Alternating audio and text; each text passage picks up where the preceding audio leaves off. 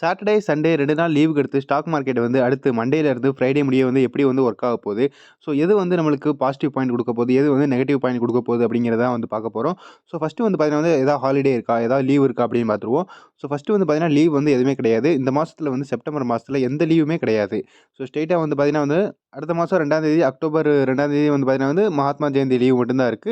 வியாழக்கிழமை. அடுத்து வந்து பார்த்தீங்கன்னா நிஃப்டி 50 வந்து நம்மளுக்கு எப்படி வந்து க்ளோஸ் ஆச்சு? ஃப்ரைடே வந்து க்ளோஸ் ஆனது வந்து பார்த்தீங்கன்னா ரொம்ப ஃப்ளாட்டா வந்து க்ளோஸ் ஆயிருக்கு. 0.027% தான் வந்து க்ளோஸ் ஆயிருக்கு. பட் ஓரளவுக்கு இன்னைக்கு இந்த க்ளோஸ் ஆனதுக்கு என்ன காரணம் அப்படின்னு பார்த்தீங்கன்னா, ஸோ ஐடி செக்டர் தான் வந்து காரணமா இருந்துச்சு. அதேமாரி 5 டேஸ்ல 5 நாள்ல வந்து எப்படி க்ளோஸ் ஆயிருக்கு அப்படின்னு பாருங்க. ஸோ 5 நாள்ல வந்து பார்த்தீங்கன்னா, ஓரளவுக்கு நல்லா 0.86% வந்து மேல வந்து க்ளோஸ் ஆயிருக்கு. ஸோ எதனால அப்படின்னு உங்களுக்கே தெரிஞ்சிருக்கும். ஜிஎஸ்டி வந்தனால வந்து பார்த்தீங்கன்னா வந்து ஓரளவுக்கு நல்லாவே வந்து க்ளோஸ் ஆயிருக்கு. அதாவது பாசிட்டிவ்ல வந்து க்ளோஸ் ஆயிருக்கு. ஸோ ஜிஎஸ்டி வந்ததுனால வந்து பார்த்தீங்கன்னா வந்து கீழவும் விழுந்துச்சு. ஸோ கீழ விழுந்ததுக்கு என்ன காரணம் அப்படின்னு பார்த்தீங்கன்னா, ஐடி செக்டர் தான் வந்து காரணம். ஸோ அதில வந்து பாருங்க ஜிஎஸ்டி வந்தனால அதாவது ஜிஎஸ்டி மீட்டிங் வந்து வரப்போகுது. ஜிஎஸ்டி வந்து போட போறாங்க அப்படின்னு சொன்னோனே, ஓரளவுக்கு நல்லா வந்து மேல ஏறுச்சு. மேல ஏறுனோனே வந்து பார்த்தீங்கன்னா வந்து கீழ விழுக ஆரம்பிச்சுருச்சு. ஸோ ஐடி செக்டர் தான் வந்து மெயின் காரணமா இருந்துச்சு. எதனால அப்படின்னு பார்த்தீங்கன்னா, ஸோ பாருங்க இங்கனக்குள்ள ஃபைனான்ஸும் அப்புறம் ஆயில் அண்ட் கேஸும் பார்த்தீங்கன்னா ரொம்ப ஃப்ளாட்டா தான் க்ளோஸ் ஆயிருக்கு. அதேமாரி ஃபைனான்ஸும் ரொம்ப ஃப்ளாட்டா தான் க்ளோஸ் ஆயிருக்கு. ஐடி செக்டர் மட்டும் வந்து பார்த்தீங்கன்னா, ஃப்ரைடே வந்து 1.44% வந்து கீழ விழுந்திருக்கு. அதே மாரி தேர்ஸ்டே. ஸோ தேர்ஸ்டேவும் பார்த்தீங்கன்னா வந்து கிட்டத்தட்ட 1.23 சம்திங் வந்து கீழ விழுந்துச்சு பெர்சன்டேஜ்.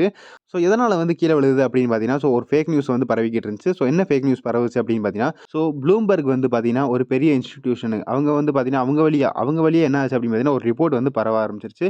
ஸோ ட்ரம்ப் வந்து பிளான் பண்றாரு. டாரிஃப் வந்து போடுறதுக்கு. எது மேல அப்படின்னு பார்த்தீங்கன்னா, இந்தியன் ஐடி செக்டர் மேல வந்து டாரிஃப் போடுறதுக்கு வந்து பிளான் போட்டுக்கிட்டு இருக்காரு அப்படிங்கிற ஒரு நியூஸ் வந்து பரவுச்சு. அதுக்கடுத்து சிஎன்பிசி டிவி 18 வந்து பார்த்தீங்கன்னா வந்து ப்ளூம்பெர்ட்ட போய் கேட்டாங்க. ஸோ இந்த மாரி வந்து நீங்க ஏதாவது நியூஸ் விட்டுருக்கீங்களா? ரிப்போர்ட் ஏதாவது விட்டுருக்கீங்களா? அப்படின்னு கேட்டதுக்கு, ப்ளூம்பெர்க் இல்ல நாங்க அப்பலாம் எதுவும் விடல அப்படின்னு சொன்னோனே, அதுக்கடுத்து வந்து கொஞ்சம் கொஞ்சமா வந்து ரெக்கவர் ஆயிருச்சு நிஃப்டி ஐடி. ஸோ இது வந்து பார்த்தீங்கன்னா வந்து 1.44% விழுந்தது வந்து அவ்வளோலாம் விழுகல. பட் பார்த்தீங்கன்னா கிட்டத்தட்ட 2% வந்து கீழ விழுந்துச்சு. ஸோ 2%க்கு அடுத்து ஓரளவுக்கு 0.5% வந்து கொஞ்சம் ரிகவர் ஆகி வந்து க்ளோஸ் ஆயிருக்கு. ஸோ 2% விழுதல்லாம் வந்து பார்த்தீங்கன்னா வந்து பெரிய நியூஸ் தான். ஸோ அதான் வந்து இங்க ஒரு பெரிய நியூஸா இருந்திருக்கு. அதேமாரி இப்ப ஐடி செக்டர் வந்து ஓரளவுக்கு கொஞ்சம் பயத்துல இருக்கணும். ஏன் பயத்துல இருக்கணும் அப்படின்னு பார்த்தீங்கன்னா, ஸோ ஏற்கனவே வந்து 50% டாரிஃப் வந்து ட்ரம்ப் வந்து போட்டிருக்காரு. ஸோ இந்த 50% டாரிஃப் போட்டனால இப்ப ஐடி செக்டருக்கு ஏதாவது விழுகுமா? அப்படிங்கிற ஒரு பெரிய கேள்விக்குறி இருக்கும். அது கூட வந்து பார்த்தீங்கன்னா வந்து நம்ம IT sector. So IT sector வந்து பார்த்தீங்கன்னா, நான் நெறையா தடவ சொல்லியிருக்கேன். ஸோ ஐடி செக்டர் ஃபுல்லா வந்து அமெரிக்கா நம்பி, அதேமாரி யூரோப்ப நம்பி மட்டும் தான் இருக்கு. ஸோ இந்த 2 கண்ட்ரி மட்டும் தான் அவங்களோட வேலையே செய்யுது. மத்த இந்தியால வந்து பார்த்தீங்கன்னா, அவ்வளவா வேலை கிடையாது அவங்களுக்கு. அமெரிக்கா, யூரோப் மட்டும் தான் அவங்களோட வேலை. ஸோ இப்போதைக்கு நம்ம அதனால அமெரிக்காவோட இண்டெக்ஸ் வந்து எப்பயுமே வந்து நோட்டீஸ் பண்ணிக்கிட்டே இருக்கணும். அமெரிக்காவோட Nasdaq index. So Nasdaq index வந்து பார்த்தீங்கன்னா வந்து டெக் ரிலேட்டட் கம்பெனிஸ் உள்ள இருக்கும். அதில டெக் ரிலேட்டட் கம்பெனிஸ் வந்து எப்படி பெர்ஃபார்ம் பண்றாங்க அப்படிங்கிறது நம்மளுக்கு தெரிஞ்சா, ஐடி செக்டர் வந்து அடுத்த நாள் நம்மளுக்கு வந்து எப்படி பெர்ஃபார்ம் பண்ண அப்படி தெரியும். ஸோ அடுத்த நாள்லாம் எப்படின்னா, நம்மளுக்கு இந்த நாஸ்டாக் அப்புறம் டவ் ஜோன்ஸ் இண்டெக்ஸ், அமெரிக்கன் இண்டெக்ஸ்லாம் வந்து பார்த்தீங்கன்னா, நம்மளுக்கு நைட் இருக்கும்போது தான் உங்களுக்கு அதாவது மார்னிங் இருக்கும். ஸோ அவங்களுக்கு மார்னிங் அப்ப வந்து ரன் ஆகும். நம்ம நைட் வந்து தூங்கிருவோம். ஸோ நைட் தூங்குனனால அவங்களுக்கு நைட் தான் வந்து க்ளோஸ் ஆகும்.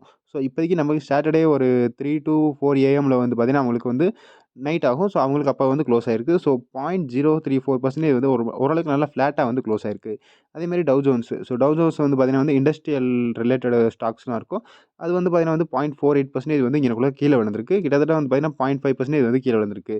ஸோ அடுத்து பார்த்தீங்கன்னா வந்து job data. So job data அப்படிங்கிறது என்ன அப்படின்னு பார்த்தீங்கன்னா, ஸோ நம்ம அமெரிக்கால, யுஎஸ்ல வந்து என்ன செய்வாங்க அப்படின்னு பார்த்தீங்கன்னா, ஸோ ஜாப்லெஸ் டேட்டா அப்படின்னு ஒரு டேட்டா எடுப்பாங்க. அதாவது எத்தன பேருக்கு வேலை இல்ல அப்படிங்கிற ஒரு டேட்டா வந்து எடுப்பாங்க. ஸோ வேலை இல்லாதவங்க வந்து நெறையா இருந்தா, அவங்களுக்கு வந்து பார்த்தீங்கன்னா வந்து ஒரு நெகட்டிவ் பாயிண்ட். ஸோ அந்த நெகட்டிவ் பாயிண்ட்னால என்ன ஆகும் அப்படின்னு பார்த்தீங்கன்னா, ஸ்டாக் மார்க்கெட் வந்து இங்கனக்குள்ள கீழ விழுகும். ஸோ இது வந்து ஒரு காரணமா இருந்துச்சு அவங்களுக்கு கீழ விழுந்ததுக்கு.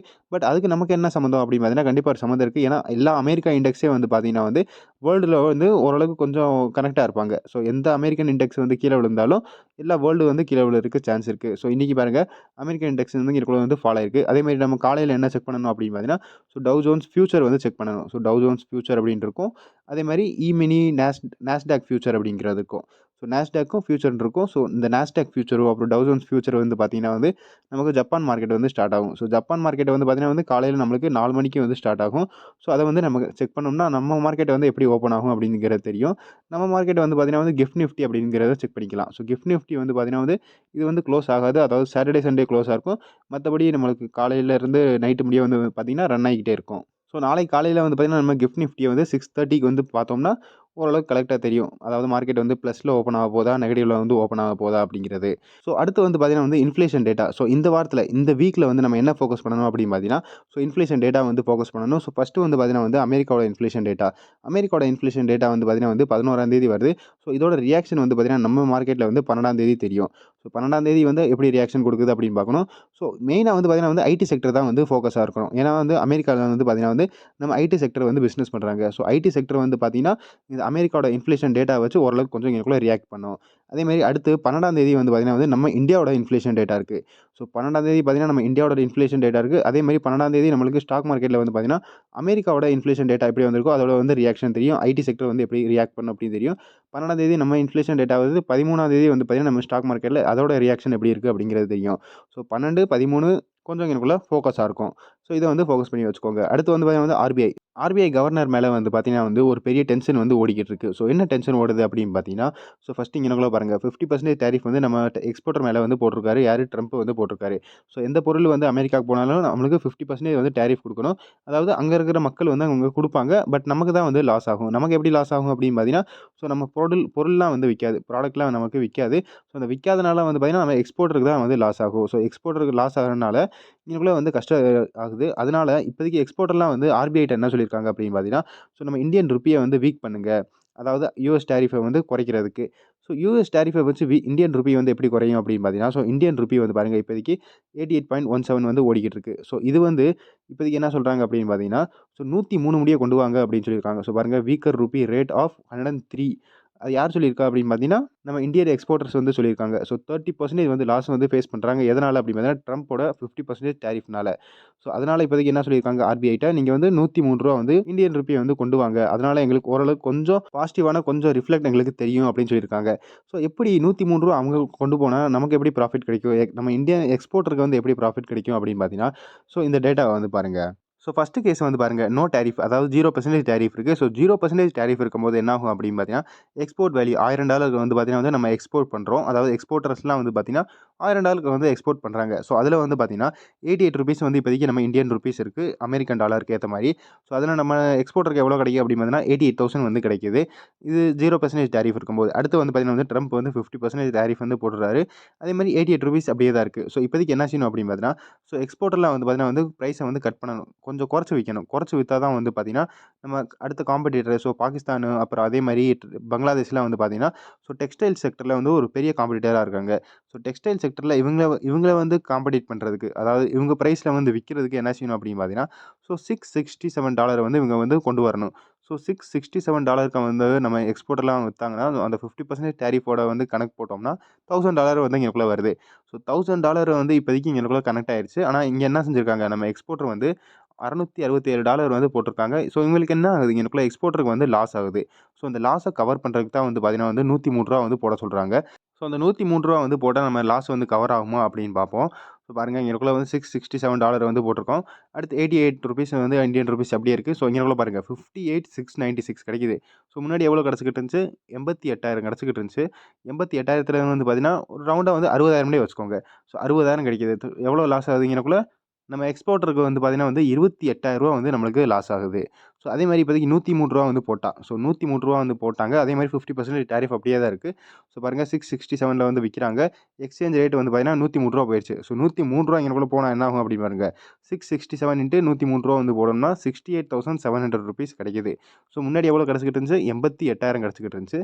88,000 அங்கனக்குள்ள வந்து பார்த்தீங்கன்னா வந்து ரவுண்டா வந்து ₹60,000 எடுத்தோம். ஸோ ₹60,000 எடுத்ததுல இங்கனக்குள்ள என்ன இருக்கு? ₹68,000 இருக்கு. ஸோ 58 இருக்கு அப்படின்னு பார்த்துக்கோங்க. ஸோ 58லேருந்து இங்கனக்குள்ள எவ்வளோ இருக்கு? ₹10,000 கிட்ட வந்து இன்கிரீஸ் ஆயிருக்கு. ஸோ ₹10,000 லாஸ் வந்து அவங்களுக்கு வந்து கம்மியா இருக்கு.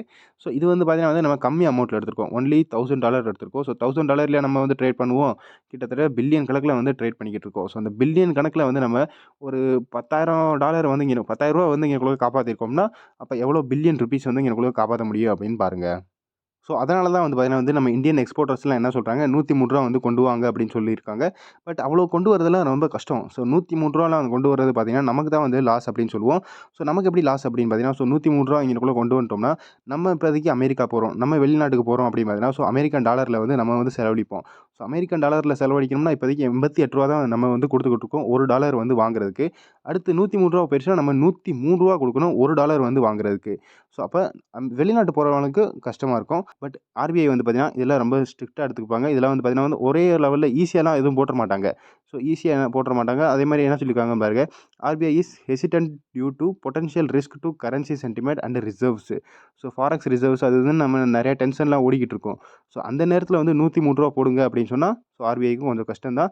அதேமாதிரி இதெல்லாம் போடுறது பார்த்தீங்கன்னா ஈஸியான வேலை கிடையாது. ஒரே இடத்துல வந்து இப்படி டக்குனுலாம் வந்து எதுவும் பண்ணிற முடியாது. ஸோ அதான் எங்களுக்குள்ள நடந்திருக்கு. அதேமாதிரி இன்னும் நிறைய மீட்டிங்லாம் வந்து போய்க்கிட்டு இருக்கும். ஸோ எக்ஸ்போர்ட்டர் வந்து பார்த்தீங்கன்னா, வேற கண்ட்ரிக்கு போற மாரி என்டர் நியூ மார்க்கெட்ஸ் அதாவது வேற கண்ட்ரிக்கு ஏதோ ஆப்பர்ச்சுனிட்டி கிடைக்குமா அப்படிங்கிற மாரி வந்து மீட்டிங் வந்து போது ஆர்பிஐ கூட பார்த்தீங்கன்னா, எப்ப அப்படின்னு பார்த்தீங்கன்னா, செப்டம்பர் 11 தேதி வந்து பார்த்தீங்கன்னா வந்து அந்த மீட்டிங் நடக்க போகுது. ஸோ அத வந்து கொஞ்சம் எங்களுக்குள்ள வந்து ஃபோக்கஸா வச்சுக்கிறணும். 11 தேதி இருக்கிறத. ஸோ அடுத்து வந்து பார்த்தீங்கன்னா வந்து ட்ரம்ப். ஸோ இவர வந்து பார்த்தீங்கன்னா வந்து நம்ம எப்பயுமே வந்து ஃபோக்கஸ்ல வைக்கணும். ஸோ ஏன் வந்து ஃபோக்கஸ்ல வைக்கணும் அப்படின்னு பார்த்தீங்கன்னா, ஸோ எப்பயுமே வந்து இவரால தான் இப்போதைக்கு ஸ்டாக் மார்க்கெட்டே வந்து இங்கனக்குள்ளயே இப்படியே வந்து க்ளோஸ் ஆகிக்கிட்டு இருக்கு. அதேமாரி மேலேயும் போறதில்ல, கீழேயும் போறதில்ல. ஒரே இடத்துல தான் வந்து ரன் ஆகிட்டு இருக்கு. ஸோ எல்லாமே வந்து பார்த்தீங்கன்னா வந்து ட்ரம்ப்பால மட்டும் தான். ஸோ இந்த ட்ரம்ப்பால என்ன ஆச்சு அப்படின்னு பாருங்க, ஒரு பெரிய யூ-டர்ன் வந்து எடுத்துட்டாரு. என்ன யூ-டர்ன் எடுத்தாரு அப்படின்னு பார்த்தீங்கன்னா, ஸோ ஃபர்ஸ்ட்டு என்ன சொன்னாரு அப்படின்னு பாருங்க, நம்ம இந்தியா வந்து பிரைம் மினிஸ்டர் வந்து பார்த்தீங்கன்னா வந்து சைனாக்கு போனாரு. ஸோ சைனாக்கு போய் வந்து ஒரு பெரிய மீட்டிங்லாம் நடந்துச்சு. ஸோ ரஷ்யன் பிரசிடென்ட் புதின்ட்டயும் அதேமாரி சைனாவோட பிரைம் மினிஸ்டர் நம்ம பிரசிடென்ட் ஷி ஜின்பிங்கையும் வந்து நல்லா அது இதுன்னு பேசுனாங்க. ஸோ அந்த பேசின பிறகு வந்து ட்ரம்ப் வந்து என்ன சொன்னாரு அப்படின்னு பார்த்தீங்கன்னா, ஸோ இந்தியா வந்து சைனாட்ட வந்து போய் தோத்துருச்சு அப்படிங்கிற மாரி சொன்னாங்க. அடுத்த நாளே என்ன சொன்னாரு பாருங்க, டே ஆஃப்டர் அடுத்த நாளே வந்து பிஎம் மோடி வந்து பார்த்தீங்கன்னா வந்து ஒரு கிரேட் ஃப்ரெண்டு, நமக்கு ஒரு பெரிய ஃப்ரெண்டு அப்படின்னு சொல்லிட்டாரு. ஸோ ஒரு பக்கம் வந்து பார்த்தீங்கன்னா வந்து நெகட்டிவா வந்து பேசுவாரு. அடுத்த நாள் வந்து பார்த்தீங்கன்னா வந்து பாசிட்டிவா வந்து பேசுறாரு. ஸோ பெரிய யூ-டர்ன் கிங்கா எனக்குள்ள இருக்காரு. அடுத்து வந்து பார்த்தீங்கன்னா வந்து அதுக்கு நம்ம பிரைம் மினிஸ்டர் மோடி வந்து ஒரு பாசிட்டிவான ரிப்ளை வந்து குடுத்தாங்க. So positive assessment of our ties, அதாவது டீப்லி அப்ரிஷியேட் இந்த மாரி நல்ல நல்ல பாசிட்டிவான பாயிண்ட் வந்து அதாவது மோடி வந்து ரிப்ளை பண்ணியிருக்காரு. அடுத்து வந்து பார்த்தீங்கன்னா வந்து யுஎஸ் மைட் கேன்சல். ஸோ டாரிஃப வந்து பார்த்தீங்கன்னா வந்து கேன்சல் பண்றதுக்கு நெறையாவே சான்ஸ் இருக்கு அப்படின்னு சொல்லியிருக்காங்க. ஸோ எதனால அப்படின்னு பார்த்தீங்கன்னா, ஒரே ஒரு ஆள. ஸோ ஒரே ஒரு ஆள் வந்து இந்த மிஷன் வந்து கம்ப்ளீட் பண்ணிட்டா வந்து பார்த்தீங்கன்னா, இந்த டாரிஃப் வந்து கேன்சல் ஆகறதுக்கு நெறையாவே சான்ஸ் இருக்கு அப்படின்னு சொல்லியிருக்காங்க. ஸோ யாரு? எந்த ஆள் வந்து அப்படின்னு பார்த்தீங்கன்னா, ஸோ இவரால வந்து பார்த்தீங்கன்னா வந்து டாரிஃப் வந்து கேன்சல் ஆகறதுக்கு சான்ஸ் இருக்கு அப்படின்ட்டு நம்ம ரிப்போர்ட்ல வந்து பேசிக்கிட்டு இருக்காங்க. ஸோ இவர் யாரு அப்படின்னு பார்த்தீங்கன்னா, ஸோ லாபியிஸ்ட் இவர் பேர் வந்து பார்த்தீங்கன்னா வந்து ஜேசன் மில்லர். ஸோ இவங்க வந்து பார்த்தீங்கன்னா வந்து நம்ம இந்தியன் கவர்மெண்ட் வந்து ஹையர் பண்ணியிருக்காங்க. அதாவது இவங்கள வந்து ஓரளவுக்கு கொஞ்சம் சைன் பண்ணியிருக்காங்க. டீல் வந்து சைன் போட்டிருக்காங்க. ஸோ இவர் வந்து என்ன பண்ணுவாரு அப்படின்னு பார்த்தீங்கன்னா, ஸோ நம்ம பெரிய பெரிய டென்ஷன் அதாவது வேற கண்ட்ரி கூட டென்ஷன்ல இருந்துச்சுன்னா, அவங்க கூட வந்து பேச போவாரு. ஸோ அதாவது எப்படி சொல்றது? ஓரளவுக்கு கொஞ்சம் புரோக்கர் மாரி அப்படின்னு வச்சுக்கலாம். ஸோ நம்ம 2 கண்ட்ரிக்குள்ள இருக்கிற ஏதாவது பிரச்சனை இருந்துச்சுன்னா, இவர் வந்து போய் அங்கனக்குள்ள பேசுவாரு. ஒரு நல்ல வந்து பாசிட்டிவான வந்து க்ளோஸ் பண்ணுவாரு டீல. அதாவது எந்த பிரச்சனையும் இல்லாம வந்து டீல வந்து க்ளோஸ் பண்ணணும் அப்படின்னு பார்ப்பாங்க. ஸோ இப்போதைக்கு நம்ம இந்தியாவும், அதே மாரி யுஎஸும் அமெரிக்காவுக்குள்ள இருக்கிற அந்த பிரச்சனை போயிட்டு இருக்கிறது வந்து பார்த்தீங்கன்னா, இவர் வந்து கொஞ்சம் சமாளிச்சுக்கிட்டு இருக்காரு அப்படின்னு சொல்லலாம். ஸோ இவருக்கு வந்து பார்த்தீங்கன்னா வந்து நம்ம இந்தியன் கவர்மெண்ட் வந்து $150,000 வந்து பார்த்தீங்கன்னா வந்து மந்த்லி ஃபீயா வந்து குடுத்துருக்காங்க. இந்த பிரச்சனைக்கு வந்து தீர்வு கட்டுறதுக்கு. ஸோ ஏப்ரல்ல இருந்து பார்த்தீங்கன்னா, இந்த தீர்வு கட்டுறதுக்கு வந்து பார்த்தீங்கன்னா, $150,000 வந்து மந்த்லி ஃபீஸ் வந்து கட்டிக்கிட்டு இருக்காங்க. நம்ம இந்தியன் கவர்மெண்ட் வந்து கட்டிக்கிட்டு இருக்காங்க. ஸோ பேர் பார்த்தீங்கன்னா வந்து ஜேசன் மில்லர். இவர் வந்து ஒரு பெரிய கம்பெனி வச்சிருக்காரு. ஸோ அதான் புரோக்கிங் கம்பெனி அப்படின்னு கூட சொல்லிக்கலாம். நம்ம 2 கண்ட்ரிக்குள்ள வந்து ஏதாவது பிரச்சனைய வந்து தீர்க்கிறதுக்கு. ஸோ அதான் வந்து இப்போதைக்கு பெரிய நியூஸா இருக்கு. ஸோ இவரால முடிஞ்சா நம்ம இந்தியாவும், அமெரிக்காவும் வந்து பார்த்தீங்கன்னா, இந்த பிரச்சனைய வந்து தீர்க்கிறதுக்கு சான்ஸ் இருக்கு அப்படின்னு சொல்லியிருக்காங்க. ஸோ தீருமா? தீராதா? அப்படிங்கிறது தான் வந்து ஒரு பெரிய கேள்வியா இருக்கு. பட் தீராதுன்னு தான் இப்போதைக்கு நெனைக்கிறேன். ஏன்னா ட்ரம்ப் வந்து பார்த்தீங்கன்னா வந்து அவர் விளையாடணும்னு நெனைக்கிறாரு. ஸோ எப்போ வரைக்கும் அவர் ப்ளே பண்ணணும் அப்படின்னு நெனைக்கிறாரோ, விளையாடணும் அப்படின்னு நெனைக்கிறாரோ, ஸோ அவர் விளையாண்டுட்டு தான் இருப்பாரு. உடனே வந்து பிரச்சனையில வந்து தீர்க்க மாட்டாரு. ஸோ இந்த வீடியோல அவ்வளோதான். அடுத்த வீடியோல பார்ப்போம். நான் தான் ஸ்டாக்கர். Good bye.